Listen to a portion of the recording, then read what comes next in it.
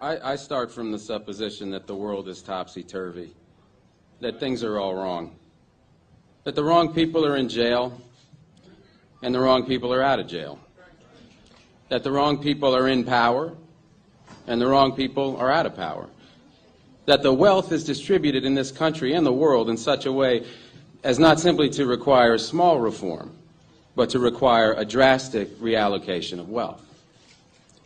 I start from the supposition that we don't have to say too much about this because all we have to do is think about the state of the world today and realize that things are all upside down. Now, if you don't think, if you just listen to TV and read scholarly things, you actually begin to think that things are not so bad, or that just little things are wrong. But you have to get a little detached and then come back and look at the world, and you are horrified. So we have to start from that supposition that things are really topsy-turvy. And our topic is topsy-turvy, civil disobedience. Now, as soon as you say the topic is civil disobedience, you're saying our problem is civil disobedience. That is not our problem. Our problem is civil obedience.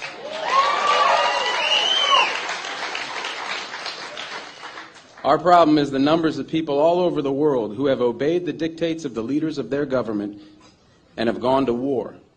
And millions have been killed because of this obedience.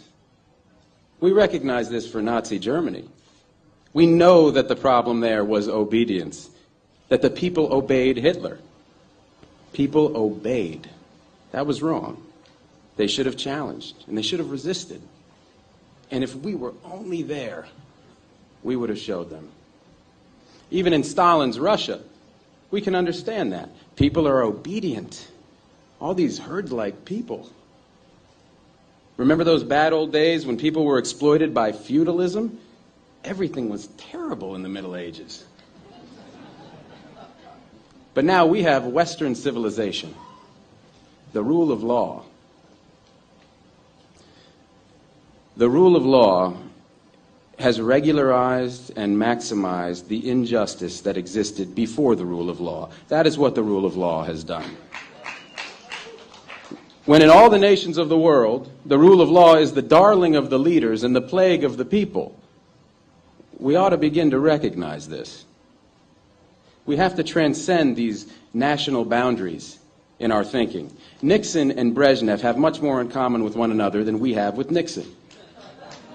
J. Edgar Hoover has far more in common with the head of the Soviet secret police than he has with us. It's the international dedication to law and order that binds the leaders of all countries in a comradely bond. That's why we're always so surprised when they get together. They smile, they shake hands, they smoke cigars. They really like one another, no matter what they say. What we are trying to do, I assume, is really to get back to the principles and aims and spirit of the Declaration of Independence.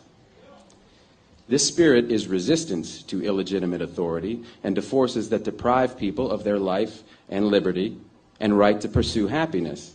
And therefore, under these conditions, it urges the right to alter or abolish their current form of government, and the stress had been on abolish. But to establish the principles of the Declaration of Independence, we're going to need to go outside the law, to stop obeying the laws that demand killing or that allocate wealth the way it's been done, or that put people in jail for petty technical offenses and keep other people out of jail for enormous crimes.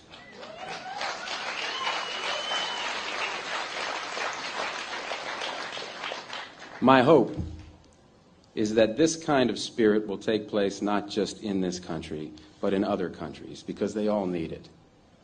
People in all countries need the spirit of disobedience to the state, which is not a metaphysical thing, but a thing of force and wealth. And we need a kind of declaration of interdependence among people in all countries of the world who are striving for the same thing.